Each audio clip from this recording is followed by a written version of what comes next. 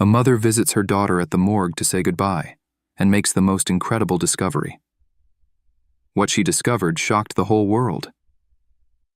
Sandra from Argentina had already given birth to 4 children when she became pregnant with the 5th. It was supposed to be a girl, and Sandra and her partner Martin hoped that this pregnancy would go well. But unfortunately, at the 26th week of pregnancy, she went into labor. Therefore, she urgently went to a hospital in northeastern Argentina. It was too early for the baby to be born, but it was happening.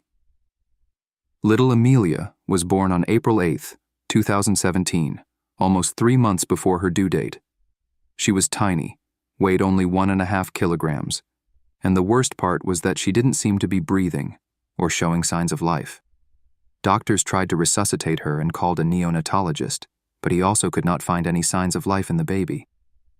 Amelia was stillborn, and they officially announced it and issued a death certificate. Her fragile little body was wrapped in cloth and placed in a small wooden coffin. Sandra was under anesthesia during childbirth, and she had to talk about what happened when she woke up. The woman was completely heartbroken and could not believe that she had lost her daughter. Everything happened very quickly. She felt a strong desire to see her little daughter, make sure that she was really not alive, and take a picture of her for the funeral service. She told her husband what she wanted, and convinced him and her brother to take her to the hospital morgue. Together they got the doctor's permission to do this. More than 12 hours have passed since Amelia's birth. As they walked down to the morgue, Sandra mentally prepared for this moment. She was still weak after giving birth. Can you imagine how she felt? No parent should have to experience the emotions of losing a child. Sandra and her partner Martin found Amelia's small coffin in the morgue. As Sandra bent over the box, she looked at her baby's tiny body and touched her hand. Then Sandra pushed the cloth away from Amelia's face a little. And then the unthinkable happened. The woman suddenly heard a soft crying and saw her daughter's big, shiny eyes looking at her. Shocked, she jumped back and said to herself, "It's my imagination." Amelia woke up in front of their eyes, as if saying, "Mom, I knew you'd come for me."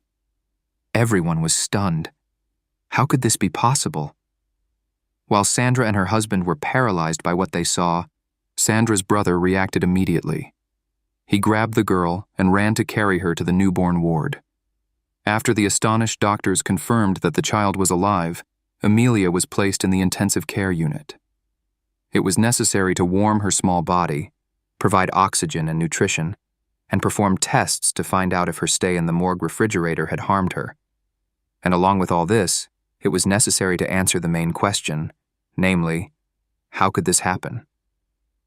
While Amelia was undergoing treatment, her parents were trying to come to terms with this emotional event.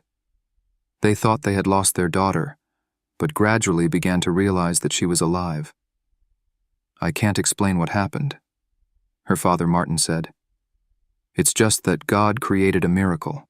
The doctors were also unable to explain what happened. An investigation has been launched at the hospital to find out if anyone can be blamed for this terrible mistake. The personnel involved are responsible and therefore must be held accountable, said Juan Rodriguez, Deputy Minister of Health of the Chaco region. Meanwhile, Amelia's condition stabilized in the intensive care unit, and it was soon decided that she would be taken to a hospital in Buenos Aires, where there is a special non-anthology department with the most modern equipment. A couple of days later, everyone was seized with a new fright when Amelia stopped breathing. Her heart stopped due to a hemorrhage in her lungs, and complex cardiopulmonary resuscitation was required. This episode caused irreparable damage to the girl's brain ability, and her parents were told that only 10% of her brain was still functioning. Amelia spent the next 8 weeks in a hospital in Buenos Aires. She was getting stronger every day and gradually gaining weight. Soon she was able to drink her mother's breast milk, which is always a good sign. Unfortunately, her father, Martin, could not withstand all this pressure and left Sandra and her children alone. Now Sandra had to do everything by herself. Finally, after so many months of fear and excitement since her tumultuous birth, Amelia was strong enough to return home to her mother. Sandra was with her daughter all the time and felt like she had a real miracle in her arms when she took her daughter home. However, she was still in danger, and over the next 15 months, she would develop several health complications.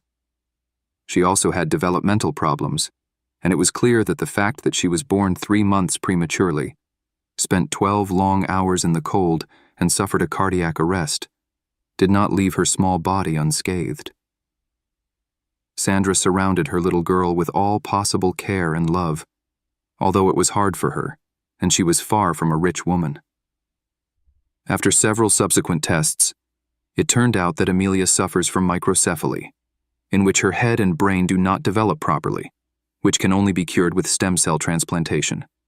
It is a very difficult and also very expensive treatment. Sandra did not have the money for this, but she thought that maybe she could take the child to China to undergo treatment there.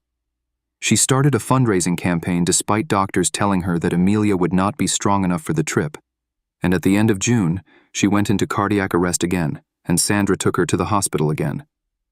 The girl was connected to an artificial respiration machine, but remained in critical condition for several hours, and cardiopulmonary resuscitation did not help anymore.